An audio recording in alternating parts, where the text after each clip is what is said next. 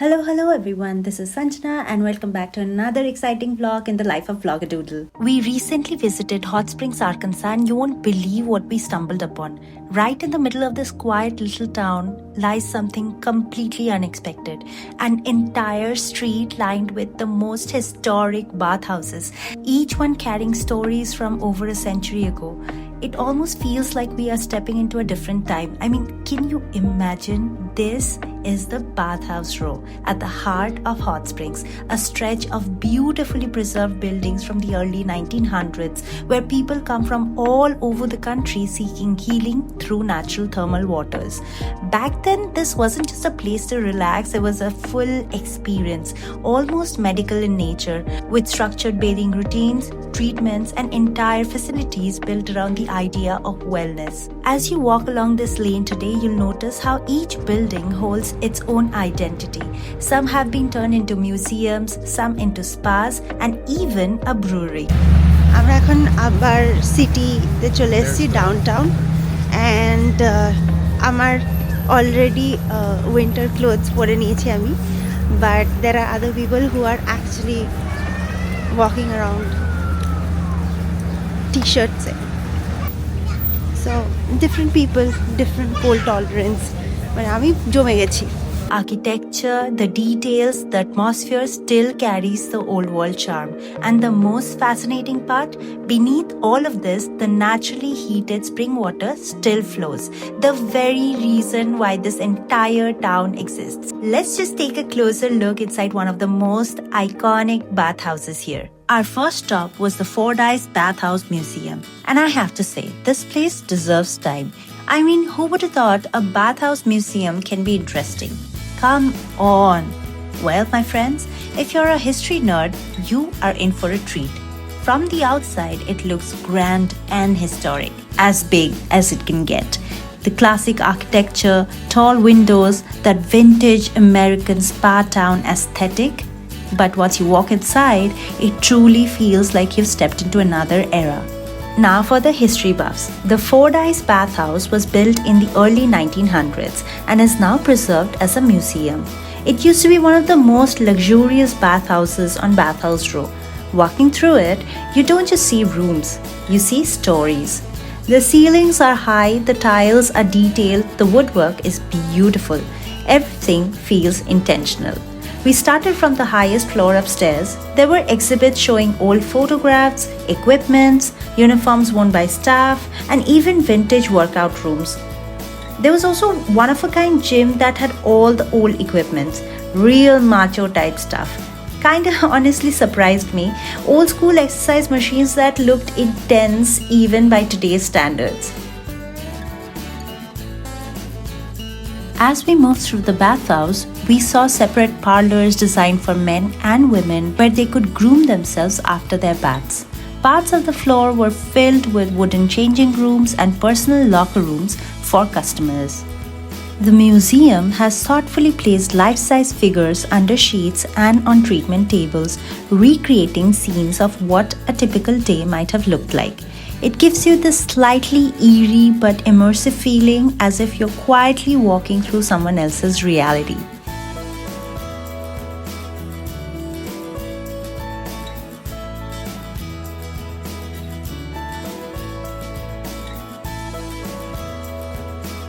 There were separate changing rooms on different floors, reinforcing how structured and gender segregated this experience was.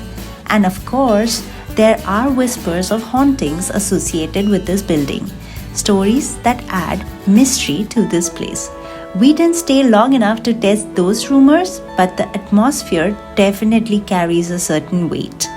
You might think this was a little over the top, but the thermal waters themselves were believed to have powerful healing properties. People actually came from far away hoping to cure ailments like chronic pain, sciatica, and even diseases like syphilis.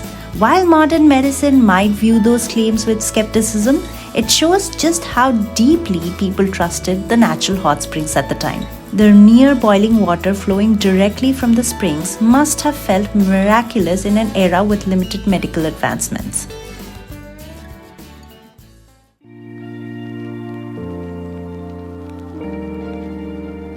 At the same time, there's a more difficult part of this history.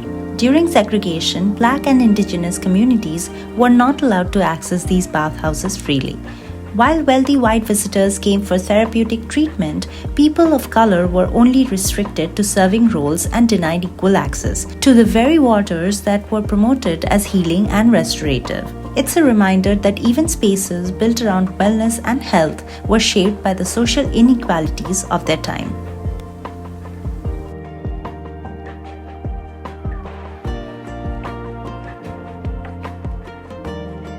The lower levels also has actual bathing areas, but it's not as premium as the upper ones.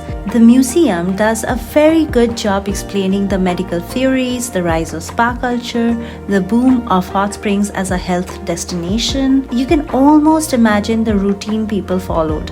Doctors prescribing baths, attendants preparing water, guests arriving in their formal clothing ready for treatment. Must have been quite an experience.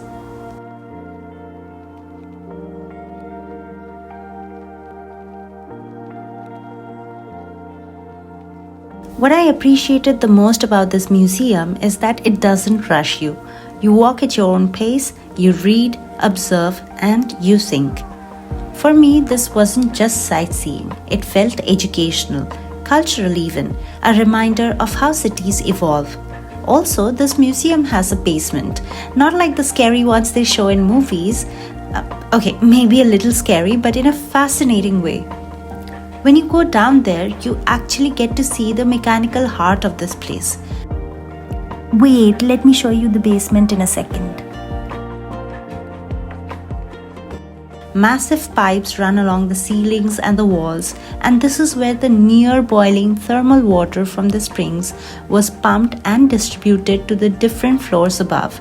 Seeing those huge industrial pipes up close really puts things into perspective, because this wasn't just a spa.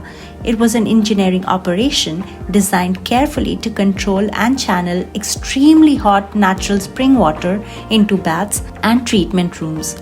Standing there surrounded by concrete walls and heavy metal fixtures, you realize how advanced and ambitious this whole setup was for its time. It adds another layer to this experience. Not just luxury and relaxation upstairs, but serious infrastructure working behind the scenes. This city, Hot Springs, wasn't just random. It became famous because of these waters, because of people who built infrastructure around something so natural. And to stand there in 40-degree weather knowing that beneath the ground, the thermal water is naturally heated to very, very high temperatures, that contrast is just mind-boggling. It's just so wild.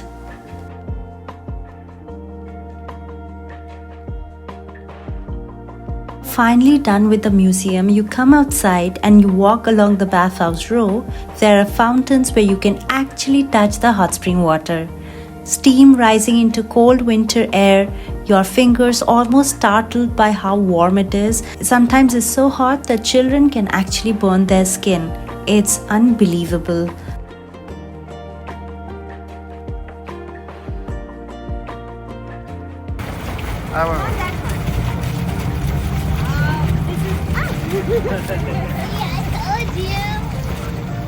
Cold air, boiling hot water, same street. That moment alone is such a unique American travel experience.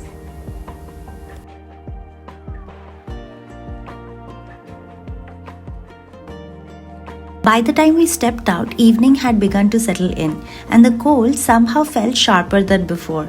We walked towards one of the nearby hot spring fountains, and you could literally see vapor rising from the water. I could not resist dipping my hand in to check the temperature, and honestly, it was unbelievable. On one side, I was shivering from the cold, and the other, there was steam rising from naturally heated water right in front of me, and the contrast alone made the experience feel surreal. From there, we made our way to the bandstand, a small historic open-air structure that once hosted live performances and community gatherings. It sits slightly elevated, so we climbed up the steps and took a moment to look over the city below. The view, especially as the light began to fade, was quiet and grounding. One of the most unexpected moments came when we realized our water bottles were empty. Without overthinking it, we filled them up from the warm spring fountains. We came across these fountains at every block on the sidewalk, and it seems there's hot water flowing 24/7. It felt unusual at first, but also strangely fitting, especially after learning about the long-held belief in the healing properties of these waters. Since it was already dark in the evening, we spent a lot of time in the street, went to a beautiful cozy cafe and sipped hot chocolate when it was freezing out. If you want to check the full itinerary, do check out the other video in my link. For this, I specifically want to talk about another unique bathhouse find, and I also want to take you along. For our next stop, we have the Superior Bathhouse.